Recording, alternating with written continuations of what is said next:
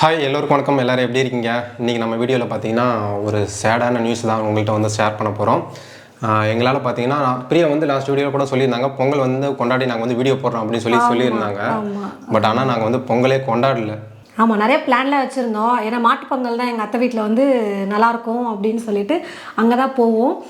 இந்த வருஷம் போக முடியல, ஏன்னா அங்கேயுமே எதுவுமே செலிப்ரேட் பண்ணலீங்களா, அதனால் போகவே இல்லை. இன்னைக்கு ஏன் செலிப்ரேட் பண்ணல? ஆமாம், சாமி ஏன் கும்பிடல? நேற்றுலாம் தை 1 எப்படி போச்சுன்னா நார்மல் டேஸோட ரொம்ப மோசமாக போன மாதிரி ஃபீல் இருந்துச்சு. எதுவும் பண்ணலையா, ஒரு சோம்பேறித்தனமாயிடுச்சு. என்ன பண்ணிட்டு அப்படின்னு. அதே எல்லார் வீட்லேயும் தகதகதான் மின்றாங்க, அப்படியே புது ட்ரெஸ் போட்டுட்டு அப்படி இருந்துச்சு. நமக்கு எப்பயும் போல தான் போச்சு. ஏன் கொண்டாடலன்னு பார்த்தீங்கன்னா தாத்தா வந்து இறந்துட்டாங்க. ஃபஸ்ட்டு பார்த்தீங்கன்னா பிரியா தாத்தாவும் இறந்துட்டாங்க, என்னோட தாத்தாவும் வந்து இறந்துட்டாங்க. அதுவுமே எங்கள் அப்பாவோட அப்பா, அதுவே இவரோட அப்பாவும் அப்பாவோட அப்பா. 1 மந்த் கேப்பில் வந்து என்னோட தாத்தாவும் இறந்துட்டாங்க. அதனால் வந்து நம்ம வந்து பொங்கல் இந்த வருஷம் கொண்டாடல. அதான் நாங்கள் நிறையா பிளான் வச்சுருந்தோம், பொங்கல் அங்கே போய் வீடியோலாம் எடுத்து போடலாம் செய்யலாம் அப்படின்னு. இன்றைக்கி நீங்கள் மாடெல்லாம் குளிக்க வச்சுட்டு வந்தீங்கல்ல? அப்படியே நார்மலாக குளிக்க வச்சுட்டு, ஏன்னா மாட்டுப்பொங்கல் அப்படின்னும் போது சாமி கும்பிடக்கூடாது அப்படின்ட்டாங்க. ஆனாலும் அவர் வந்து குளிக்க வச்சு ரெடி பண்ணி வச்சுட்டு வந்துட்டாங்க. குளிக்க மட்டும் வச்சுட்டு வந்துட்டீங்க. ஆமாம். அதே போல் லாஸ்ட் வீடியோவில் கூட நிறைய பேர் வந்து எல்லாம் கேட்டிருந்தீங்க. கண்டிப்பாக தொடர்ந்து நாங்கள் வந்து இந்த டைமில் வந்து வீடியோஸ் கண்டிப்பாக நிறையா கொடுக்குறோம். நிறைய பேர் மிஸ் பண்ணோன்னு சொன்னாங்க. ஆமாம். என்ன திடீர்னு அமைதியாயிட்டீங்க? என்ன சொல்கிறது தெரியல. தேங்க்யூ. நாங்களுமே நிறையா வீடியோ போட முடியலையேன்னு சொல்லிட்டு நாங்களுமே நடுவில் வந்து நிறையா மிஸ் பண்ணோம். இதுக்கு மேலே கண்டிப்பாக வந்து அடுத்தடுத்த வீடியோஸ் வந்து நிறையா கண்டிப்பாக வரும். இன்றைக்கி நம்ம வந்து என்ன பண்ண போகிறோம், அதை சொல்லு. என்ன பண்ண போகிறோன்னா, ஒரு மனிதர் பல மாதங்களாக என்னிடம் கேட்டு கேட்டு சலித்து விட்ட ஒரு ரெசிபி தான் இன்றைக்கி நான் வந்து செய்ய போகிறேன். ரொம்ப நாளாக வந்து நான் கேட்டுட்டு இருந்தேன், என்ன செய்ய போகிறா சொல்லு. எள்ளு உருண்டை தான் செய்ய போகிறேன். இதுக்கு முன்னாடி வேர்க்கடலை எள்ளு மட்டும் போட்டு செஞ்சு கொடுத்துருக்கேன். அந்த ரெசிபி கூட ஃபுட் மசாலாவில் இருக்குது. சரி, இன்றைக்கி வந்து எப்பயும் போல் நம்ம வந்து பார்த்திங்கன்னா எள்ளு சிம்பிள் அது சாப்பிட்ருக்கீங்களா? நான் செஞ்சு கொடுத்துருக்கேன். கேழ்வரகு மாவு, அதாவது ராகி மாவு ரொட்டி மாதிரி தட்டிட்டு செய்வோம், அதான் செய்ய போகிறேன் இப்போது. சரி, வெறும் எல்லாம் பண்ணுறதுக்கு இப்படி பண்ணால் கொஞ்சம் குவான்டிட்டி அதிகமாக இருக்கும், இது மாதிரி பண்ணால் டேஸ்ட்டும் ரொம்ப நல்லாயிருக்கும். அதான் செய்ய போகிறோம். என்னம்மா இதுக்கு ஃபஸ்ட்டு என்ன பண்ணணும்? எள்ளு வந்து வறுத்துக்க போகிறேன். நம்ம காட்டிலேருந்து எடுத்துகிட்டு வந்து எள்ளா? ஆமாம் ஆமாம். அதாவது எள்ளை நல்லா கழுவிட்டு, முதல்ல கல்லெல்லாம் எதனா இருந்துச்சுன்னா 1-2 எடுத்து போட்டு, அதுவும் நம்ம கல்லுக்கு தெரியாமல் நிறையா கல்லெல்லாம் இருக்கும், அதனால் தண்ணியில் நல்லா அலசிட்டு அதுக்கப்புறமா வெயிலில் நல்லா காய வச்சுக்கோங்க. வெயில் இல்லைன்னா கொஞ்சம் தண்ணி நல்லா வடிஞ்சதுக்கப்புறமா கடாயிலே போட்டு நம்ம வந்து வறுத்துக்கலாம் ட்ரையாக. நான் வந்து வெயிலில் காய வச்சு எடுத்து திரும்ப லைட்டாக வறுத்து எடுத்து வச்சுக்கிட்டேன், ஏன்னா பூச்சி வைக்காமல் இருக்கும் அப்படின்றதுனால. இப்போ கொஞ்சம் கேப் விழுந்துருச்சு, இப்போ பனிக்காலம்லாம் நிறையா வந்ததுனால ஒரு டைம் லைட்டாக வறுத்துக்கிட்டா நல்லாயிருக்கும் அப்படின்னு ஸ்டவ்வை லோ ஃப்ளேமில் வச்சுக்கிட்டு, ஏற்கனவே வறுத்தது தான், சும்மா ஒரு 2 நிமிஷத்துக்கு லோ ஃப்ளேம்லேயே வறுத்துக்க போகிறேன். நீங்கள் எல்லோரும் எப்படி பொங்கல் வந்து கொண்டாடினீங்க அப்படின்னு சொல்லிட்டு மறக்காமல் கீழே வந்து எல்லாம் கமெண்ட் பண்ணுங்கள். ஆமாம், இன்ஸ்டாகிராமில் கூட நிறைய பேர் வந்து ஷேர் பண்ணுவாங்க. உங்கள் பொங்கல் செலிப்ரேஷன் கூட எங்கள் கூட நீங்கள் ஷேர் பண்ணிக்கலாம், ஃபோட்டோஸில் இருந்தால் கூட அனுப்பலாம். தமிழ் ஃபுட் மசாலாவில் தான் வந்து இன்ஸ்டா பேஜ் வச்சுருக்கோம் நாங்கள். ஆமாம், அதில் வந்து கண்டிப்பாக வந்து நிறைய பேர் பேசுவாங்க இன்ஸ்டாவில் வந்து. பாதி எள்ளு வந்து ஃப்ரிட்ஜில் வந்து அப்படியே வச்சுட்டேன், இன்னும் க்ளீன் பண்ணலை, அது அப்படியே இருக்குது, வெளியில் வச்சு பூச்சி கிச்சு வச்சிட போகுது அப்படின்னு சொல்லிட்டு. மீதி பாதி தான் வந்து க்ளீன் பண்ணி வறுத்து வச்சது, அதுதான் இப்போ வந்து காலி ஆயிடுச்சு, முடிஞ்சுது காலி. திரும்ப அந்த எள்ளை வந்து க்ளீன் பண்ணி இப்போது வறுத்து வச்சுக்கிட்டோம்னா கரெக்டாக இருக்கும். எப்படியும் சம்மரில் தான் வந்து நம்ம எள்ளு போடுவோம்ல, போன வாட்டி போட்டோம், அப்போ கொஞ்சம் கொண்டு வந்தோம். இப்போ இன்னும் இருக்குது 4-5 மாதம், அது அறுவடைலாம் முடிக்கிறதுக்கு நமக்கு எப்படி ஜூன் வந்துடும் இல்லைங்க? இல்லை, இந்த செகண்ட் டைம் போடலையா? அப்போ அந்த எல்லையை வச்சுக்க வேண்டியது தான் இந்த வருஷத்துக்கு. நம்ம அடுத்தவங்க நம்ம வந்து மக்காச்சோளம் தான். இப்போ வந்து மக்காச்சோளம் பார்த்தீங்கன்னா காட்டில் வந்து எல்லாம் உடச்சிட்டு இருக்கோம். உடச்செல்லாம் இன்றைக்கி செம்ம வேலை, காட்டிலலாம் எல்லாம் அள்ளி கொட்டி. ஆமாம், போயிட்டு வந்தார் அவர். ஆமாம், மாடு கழுவணுமா, அதுவும் கழுவும் போது ரொம்ப டயர்டாயிடுச்சு உடம்பெல்லாம்.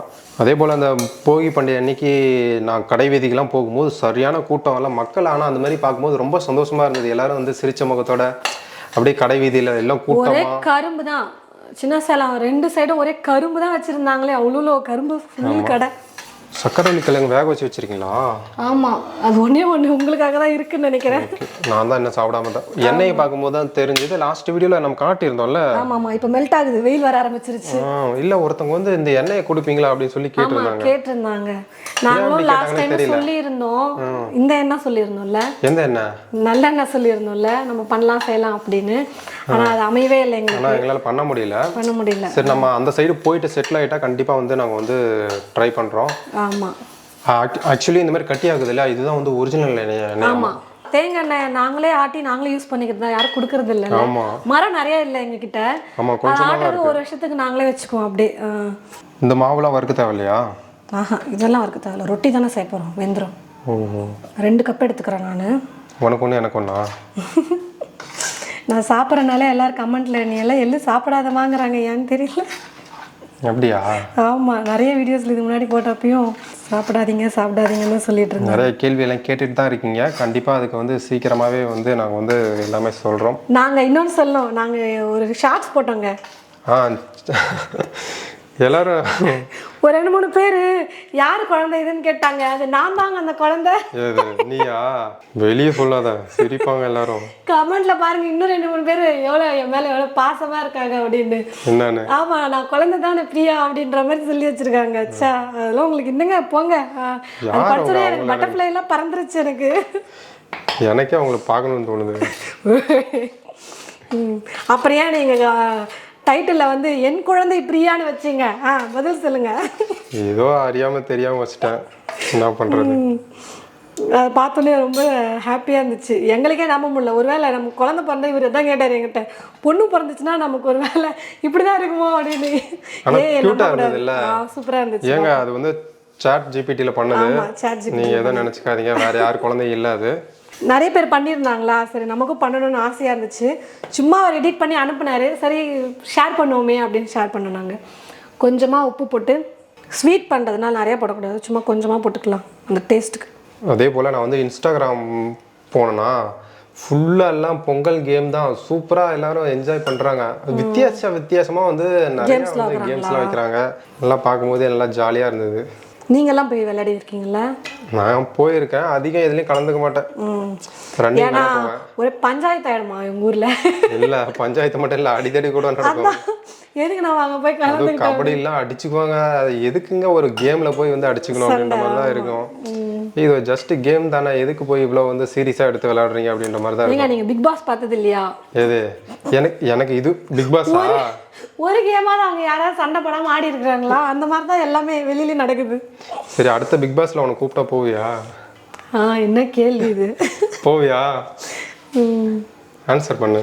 ஆனால் அவங்க ஈக்குவலுக்கு நம்மளால வாயாட முடியுமான்னு தெரியல. உனக்குலாம் வாய் நிறையா இருக்குதா? எப்படி பேசுறாரு பாருங்க. இல்லை போவியா மாட்டியா? சொல். போவேன், அதான் சம்பளம் தராங்களாமே, அதனால போயிட்டு அந்த லக்ஸுரி லைஃப்பை கொஞ்சம் என்ஜாய் பண்ணிக்கிட்டு, நல்லா ஃபுல்லு ஏசியே தான் நம்ம உள்ள மொத்தமாக. அதுக்கெல்லாம் வாய்ப்பு இல்லை, கூப்பிட மாட்டாங்க. சும்மா சொல்லிக்கலாம். சம்பளம் தராங்களாம், போயிட்டு ஜாலியாக இருந்துட்டு வரேன். நல்லா உள்ளுக்குள்ள சாப்பிட்டுட்டு எங்க போறாங்களோ ஒல்லியாட்டு தான் வராங்க, ஒன்றும் குண்டான மாதிரி தெரியல. டேஸ்டா சாப்பிடாதனால அப்படியே எல்லாம் அப்படியே ஆடுறாங்க, அவங்களே செஞ்சு சாப்பிட்றாங்க. ஒருவேளை இந்த வெளியில என்ன இந்த பஜ்ஜி சொஜ்ஜி அந்த மாதிரி ஆயில் ஐட்டம்ஸ் அந்த மாதிரிலாம் சாப்பிட்டு குண்டா இருக்கும் போல. உள்ள போய் அதெல்லாம் பிக் பாஸ்லாம் பார்க்க மாட்டாங்க, பிரியா அந்த மாதிரி அப்பப்போ அடிக்கடி போட்டு விட்ருவோம். அதனால என்னடா பண்றதுன்னு சொல்லிட்டு நானும் பார்த்துட்டு இருப்பேன். நம்ம ரெடி ஆயிடுச்சா? ரெடி ஆயிடுச்சு, மாவு பிசைஞ்சாச்சு. ரொட்டி வந்து தட்டிக்கும், நீங்கள் இப்படியே தட்டிக்கலாம், அப்படி இல்லைன்னா ஒரு இலையிலையோ ஒரு எண்ணெய் கவர்லையோ தட்டி கூட திருப்பி போட்டுக்கலாம். கொஞ்சம் தண்ணி தொட்டுட்டோமா ஒட்டாமல் இருக்கும். தண்ணி தொட்டு தடவிக்கலாம். சரி, தட்டிக்கலாம். எண்ணெய்லாம் தடவக்கூடாதா? போடலாம், எண்ணெய் லைட்டாக போடலாம், போடாமலும் செய்யலாம். நான் கொஞ்சம் லைட்டாக தான் போடுவேன். ரொம்ப மொத்தமாக இருக்க மாதிரி இருக்குது, பரவாயில்லையா? அது வெந்துடும்ங்க சீக்கிரம். அப்படியா? அரைக்க தானே போகிறோம் நம்ம. எப்பவுமே நீங்கள் இந்த மெத்தடில் தான் பண்ணுவீங்களா? எப்போவுமே எள்ளு சிம்மல் தான். எள்ளு உருண்டுனாலே எங்கள் வீட்டில் இந்த எள்ளு சிம்மல் தான், அதாவது எள்ளு உருண்டணும். சிம்மில் தான் சொல்லுவோம், எள்ளு சிம்மில். ஆனால் பேர் கொஞ்சம் வித்தியாசமாக இருக்கிறாங்க. எங்கள் அம்மாலாம் இந்த மெத்தடில் பண்ணவே மாட்டாங்க. உரல்ல வந்து எள்ளு அப்பெல்லாம் அப்படிதான் இடிப்பாங்களாம்ப்பா, எங்கள் அம்மா சொல்லுவாங்க. எல்லாம் இடிச்சு தான். இல்லை வேர்க்கடலை போட மாட்டாங்க, இதுவும் எள்ளு மட்டும் இடிச்சு தான் செய்வாங்களாம் அப்பெல்லாம். எங்கள் அம்மா சொல்லுவாங்க, இடிக்கும் போதே எடுத்து சாப்பிட்ருவோம் நாங்கள் அப்படின்னு சொல்லுவாங்க. இப்போதான் வந்து மிக்ஸிலே போட்டு அரைச்சிட்டு இருக்கிறோம். மாற்றி நாங்கள் வேர்க்கடலை போடுவீங்க நீங்கள்? ஆமாம், வேர்க்கடலை. இதுவும் போடுவீங்களா? இது போட மாட்டோம். வெறும் வேர்க்கடலை வெல்லம். ஆரம்பமே அமக்கலமாயிடுச்சுங்க. ஓலமத்தா இல்லை, வேகாமலே திருப்பிட்டேன். சரி. இது உங்களுக்கு பாதி, இது எனக்கு பாதி, வேற ஒன்றும் இல்லை. சரி, அரைக்க தானே போகிற, விடு, பரவாயில்ல.